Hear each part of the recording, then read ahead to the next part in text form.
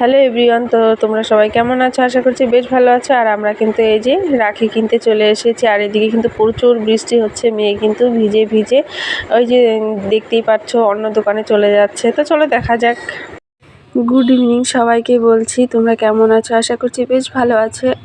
আর তোমাদের আশীর্বাদে কিন্তু আমিও বেশ ভালোই আছি। তো এখানে দেখতে পাচ্ছ আমার বড়মশাই কিন্তু বাইক বের করছে। আমরা কোথায় যাব সেটাও দেখাচ্ছি তোমাদেরকে, চলো। তো এখানে আমি ভেবেছিলাম যাব না, তো মেয়ে বলছিল আমাকে ছাড়া যাবে না, যেহেতু মেয়ে আমাকে ছাড়া কোথাও যেতে চায় না। তো ছেলে তো ওর বাবা থাকলে আর কাউকে লাগে না, তো মেয়ে বলছিল না মা তোমাকে যেতে হবে। ঠিক আছে, তাহলে মেয়ের সাথে একটু যাওয়াই যাক। তারপরে রাস্তায় বেরিয়ে যখন চলে আসলাম তখন দেখছি আকাশটা ভীষণ মেঘলা করেছে আর ভীষণ অন্ধকার হয়ে আসছিল।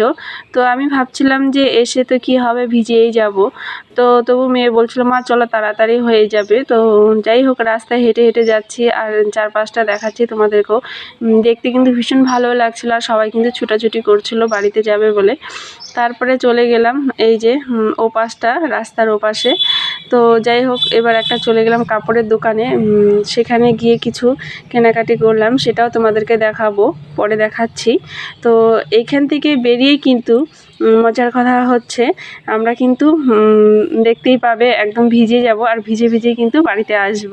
কারণ হচ্ছে এই জায়গাটাতে মনে হচ্ছিল যে না বেশ আকাশটা বেশ ভালোই আছে, কিন্তু বেরিয়ে দেখি যে পুরো একদম অন্ধকার হয়ে গেছে আর পুরো বৃষ্টি নেমে গেছে। আমরা কিন্তু তাড়াতাড়ি চলে আসতে পারিনি, আটকিয়ে গেছি।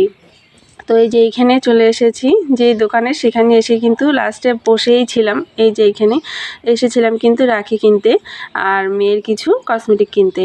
তো এখানে এসে এত বৃষ্টি, সে দোকানদারও বলছিল যে আজকে আমাদের বাজারটাই একদম শেষ। তো মেয়ে কিন্তু দৌড়িয়ে যাচ্ছিল আরেকটা দোকানে, যেহেতু ওপাশে ওর বাবা ছিল। তো তারপরে কিন্তু দেখাচ্ছি যে আর কি গুড মর্নিং ফ্রেন্ডস, তোমরা সবাই কেমন আছো? আশা করছি বেশ ভালো আছো। তো এই যে আমি মন্দিরে বসে আছি, দেখতেই পাচ্ছ। তো আজকে হচ্ছে রাখি পূর্ণিমা, সেই উপলক্ষে এমনিতেই আমরা পুজো দেই মন্দিরে, তার মধ্যে আজকে যেহেতু রাখি পূর্ণিমা তার জন্য মেয়েকেও নিয়ে এসেছি। তো মেয়ে পুজো দিচ্ছে মন্দিরে, আমি ঘরে দিয়ে আসছি, পাশে শিব মন্দির সেখানেও দিয়েছি। সব কিছু তোমাদেরকে দেখাবো, তার জন্য কিন্তু পাশে থাকতে হবে। আর যদি ভিডিওটি ভালো লাগে তাহলে লাইক শেয়ার কমেন্ট অবশ্যই করবে। তো সবাইকে বলছি পাশে থাক। তো আজকে হচ্ছে রাখি পূর্ণিমা, তো রাখি পূর্ণিমার সবার শুভেচ্ছা জানাই। আর এখানে কিন্তু এই যে সকালবেলায় আমি স্নান করে নিয়েছি, এখানে একটু মিষ্টি আম দুধ দিয়েই পুজো দিয়ে দিলাম ঠাকুরকে। আর এইখানে রাধা মাধবকেও দিয়েছি। তো আমার ঘরে পুজো দেওয়া হয়ে গেছে। আর ছেলেও সকালবেলা উঠে স্নান করে নিয়েছে, যেহেতু রাখি পড়বে মেয়ের কাছে আর ও আমার মেয়ে পড়াবে ওর ভাইকে। তো সেজন্য ও কিন্তু স্নান করে মন্দিরে চলে এসেছে, মন্দিরে পুজো দিচ্ছে। তো পাশে শিব মন্দির, সেখানেও আমি দিয়েছি। আর এখানে ও পুজো দিচ্ছে, আমি পাশে বসে আছি। তো পুজো দিয়ে তারপরে কিন্তু ও রাখি পরাবে। তো পুজো দেওয়া হয়ে গেছে, তারপরে বলছি তো কালকে এই যে বাজার থেকে তো যে চকলেট নিয়ে এসেছে ওর বাবা। আর এখানে ছেলের জন্য দুটো প্যান্ট নিয়ে আসা হয়েছে। আর এখানে হচ্ছে রাখি, এই যে রাখিগুলো। তো এখানে জগন্নাথের যে রাখি আছে দুটো ছোট ছোট, আর দুটো পুতুলের এনেছি। কিন্তু সেটা কিন্তু আমার ছেলের বেশি পছন্দের না, ও জগন্নাথকেই বেশি পছন্দ করে। সেজন্য কিন্তু ও জগন্নাথেরটাই পরবে হাতে। ও প্রথমে বলে দিয়েছে ওর দিদিকে আমি জগন্নাথেরটাই পরবো। যাই হোক, এখানে সব রেডি করছি। আর ছোট ছোট কিছু এই যে রাখি নিয়ে এসেছি সবাইকে পরানোর জন্য। তো এখানে ছেলে বসে গিয়েছে এখানে মিষ্টি নিয়ে। আর দেখো বন্ধুরা, আমাদের সামান্য কিছু আয়োজন করি, কারণ এতেই আমার ছেলে মেয়ে অনেক অনেক খুশি।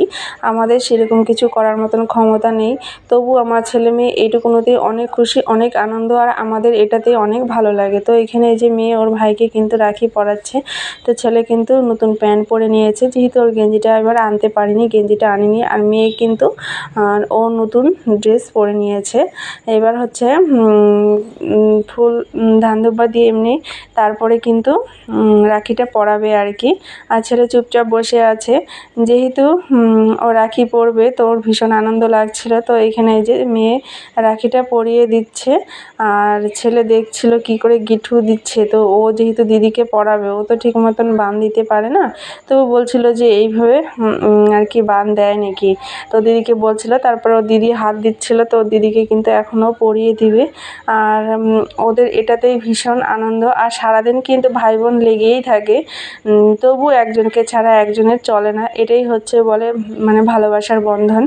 তো আমিও খুব মিস করি আমার ভাইকে, যেহেতু আমার ভাই এখন আর নেই। তো আমিও কিন্তু আমার ভাইকে এভাবেই পড়াতাম। তো সেটা যাই হোক, ওটা এখন বলবো না আর কি। তো এখানে এই যে মিষ্টি খাওয়াচ্ছে। আর ছেলে তো বলছিল এইটুকুনো কেন দিচ্ছিস, তো আরেকটু বেশি করে দে। তো যাই হোক, বলছিল তুই এটা খেয়ে নে, তারপর তোকে আরও দিব। তো মেয়ে জল খাইয়ে দিচ্ছিল। আর দুজনের মনেই ভীষণ আনন্দ, যেহেতু দুজনেই নতুন ড্রেস পরেছে। তো তারপরে কিন্তু এবার চকলেটটা দিবে ওর দিদিকে। দিবে ঠিকই, কিন্তু খাবে ওই বেশি, আর ওরই অধিকার বেশি, যেহেতু ও ছোটো, আর সেটাও মেয়েও জানে। এটাই হচ্ছে ভালোবাসার বন্ধন।